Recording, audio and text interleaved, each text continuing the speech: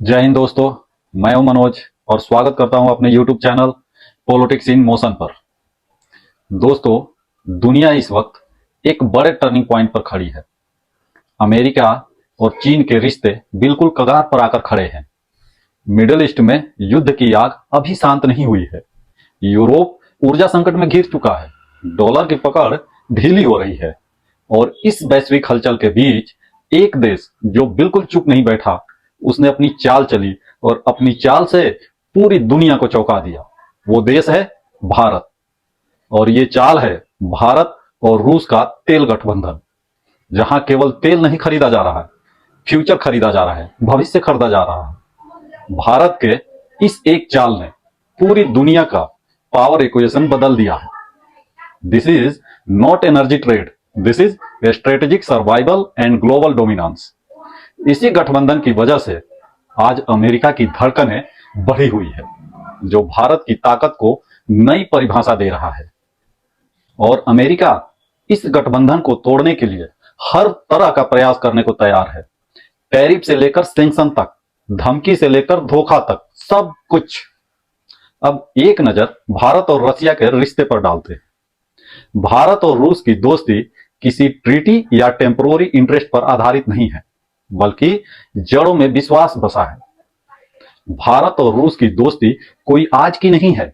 यह रिश्ता तलवारों और टैंकों से बना था और अब तेल और ट्रिलियनों की अर्थव्यवस्था से चल रहा है। रसिया ने इंडिया को यूनाइटेड नेशन सिक्योरिटी काउंसिल में अस्थायी सदस्य बनाने के लिए सबसे पहले समर्थन दिया था। दोस्तों, 1971 का वो ऐतिहासिक कदम, जब अमेरिका ने अपनी नौसेना यूएसएस इंटरप्राइज भारत को धमकाने भेजी, तब रूस ने परमाणु पनडुब्बियां भेजकर स्पष्ट कर दिया कि इंडिया के साथ टकराओगे तो रूस से टकराना होगा। और यही वो मोड़ था जब दुनिया ने समझा कि भारत और रूस सिर्फ दोस्त नहीं, बल्कि एक दूसरे के रणनीतिक सुरक्षा कवच हैं। अगर रसिया ने अमेरिका और ब्रिटेन को रोका नहीं होता तो बांग्लादेश वार आउटकम बदल सकता था। दोस्तों, भारत की 60% से ज्यादा डिफेंस टेक्नोलॉजी रूस से जुड़ी है। ब्रह्मोस मिसाइल, जो दुनिया की सबसे तेज सुपरसोनिक क्रूज मिसाइल है, वो भी इंडिया रसिया ज्वाइंट प्रोडक्शन में डेवलप हुआ है। इतना ही नहीं, रूस भारत को हाइपरसोनिक मिसाइल टेक्नोलॉजी साझा करने वाला एकमात्र देश है। अब बात करते हैं आज के परिदृश्य पर। आज का असली खेल तेल यानी ताकत। दुनिया में तेल केवल ईंधन नहीं, तेल इजकल टू अर्थव्यवस्था प्लस सेना प्लस अस्तित्व। अब कुछ जनरल नॉलेज फैक्ट देख लेते हैं।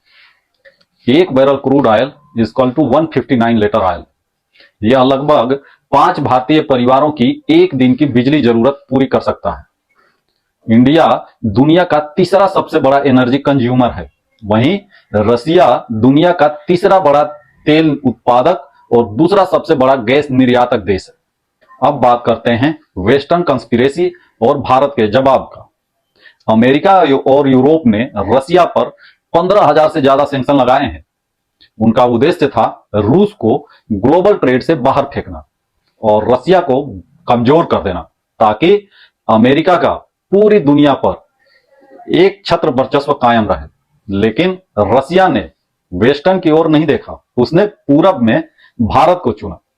2021 में भारत रूस से सिर्फ 2% तेल खरीदता था। 2025 तक यह बढ़कर 40% से भी ज्यादा हो चुका है। भारत ने सिर्फ 24 महीने में 1 लाख करोड़ से अधिक बचा लिए हैं डिस्काउंटेड डील के कारण। यह सिर्फ बचत नहीं, ये ऊर्जा आत्मनिर्भरता का पहला चरण है। रसिया से भारत तक तेल आर्कटिक सी रूट प्लस स्वेज कैनाल से आता है। यह दुनिया का सबसे लंबा तेल मार्ग है। 35 से 40 दिनों का सफर होता है। भारतीय पोर्ट्स जैसे वाडीनार और जामनगर अब ग्लोबल रिफाइनिंग हब बन रहे हैं। अगर कल स्ट्रेट ऑफ हॉर्मुज, जहां 30% ग्लोबल ऑयल गुजरता है, बंद हो जाए, तो भारत और रूस का आर्कटिक रूट दुनिया का सबसे सुरक्षित ऊर्जा लाइन बन जाएगी। अगर नॉर्थन सी रूट स्टार्ट हो जाता है तो भारत से रूस की दूरी मात्र 16 दिनों की रह जाएगी। दोस्तों, दुनिया में आज तक तेल की हर डील डॉलर में होती थी।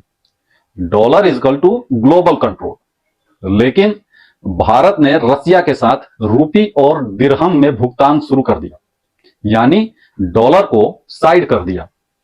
अब थोड़ी डॉलर के बारे में जनरल नॉलेज। 1973 में अमेरिकन प्रेसिडेंट निक्सन ने सऊदी अरबिया से समझौता किया था कि तेल सिर्फ डॉलर में बिकेगा। इसे कहा जाता है पेट्रो डॉलर सिस्टम।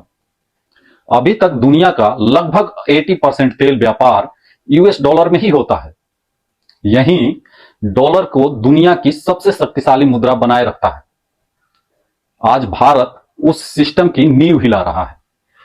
सिर्फ भारत ही नहीं, बल्कि सारे ब्रिक्स देश, ब्राजील, रसिया, इंडिया, चाइना, साउथ अफ्रीका मिलकर नई ग्लोबल करेंसी लाने की तैयारी में है।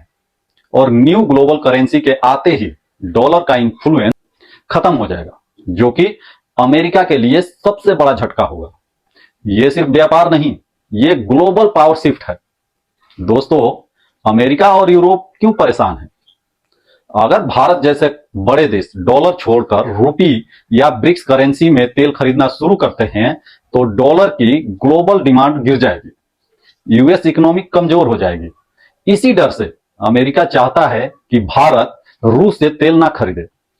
अमेरिका कहता है इंडिया क्वाड का सदस्य है, फिर भी रसिया के साथ क्यों है? यूरोप कहता है रसिया से हम तेल नहीं खरीद सकते, लेकिन इंडिया उसे रिफाइन कर हमें बेच रहा है। यूरोप के अखबार लिख रहे हैं India is quietly becoming the energy king of the world. India is not playing both side, India is playing the winning side, its own side. अब देखते हैं भारत का फ्यूचर। तेल खरीदार से तेल विक्रेता तक। 2030 तक इंडिया बन सकता है दुनिया का सबसे बड़ा तेल उपभोक्ता। रशियन कंपनीज भारत को आर्कटिक और साइबेरिया के ऑयल फील्ड में डायरेक्ट स्टेक दे रही हैं। बादिनार और जामनगर जैसे इंडियन पोर्ट्स रिफाइन करके अकेले यूरोप की 20% जरूरत पूरी कर सकते हैं। इंडिया अब सिर्फ ऑयल इंपोर्टर नहीं, ऑयल रिफाइनर और एक्सपोर्टर बन रहा है। Energy is not just powering the nation, it's empowering the nation. आज भारत सिर्फ तेल नहीं खरीद रहा, भारत अपने आने वाले कल की नींव रख रहा है। जहां कभी हम एनर्जी के लिए दूसरों पर निर्भर थे, आज दुनिया हमारी तरफ देख रही है। ये नया भारत है, जो झुकता नहीं, जो रुकता नहीं। भारत अब जियोपॉलिटिक्स का खिलाड़ी नहीं, भारत अब जियोपॉलिटिक्स का निर्णायक है। This is India's rise, this is new world order made in India. अगर आप मानते हैं ऊर्जा पर नियंत्रण मतलब शक्ति पर नियंत्रण, तो कमेंट में जय हिंद जरूर लिखिए। अगर वीडियो पसंद आया है या नॉलेजेबल लगा हो तो वीडियो को लाइक करें, अपने दोस्तों के साथ शेयर करना ना भूलें, और हाँ, चैनल को जरूर सब्सक्राइब करें ताकि इसी तरह की जानकारीपूर्ण वीडियो सबसे पहले आपको ही मिले। धन्यवाद। अगली बार फिर मिलते हैं एक नए विषय के साथ। तब तक के लिए नमस्कार।